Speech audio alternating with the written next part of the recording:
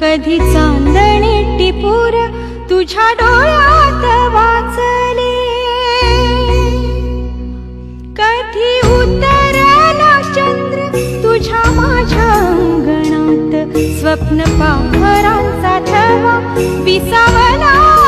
जळीता,